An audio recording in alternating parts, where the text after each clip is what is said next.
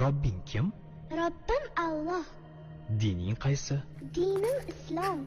Payg'ambaring kim? Payg'ambarim Muhammad sallallohu alayhi va sallam. Kitobing qaysi? Kitobim Qur'oni Karim. Tilaging nima? Tilagim iymon. Qiblang qaysi? Qiblam Kabatulloh. Millating qaysi? Ibrohim Halilulloh millatidanman. Kimning mazhabidansan? Imom Azam Abu Hanifa mazhabi. Do'stlaring kim?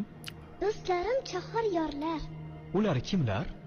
Abu Bakr Siddiq, Hazrati Umar, Hazrati Usmon, Hazrati Alidir.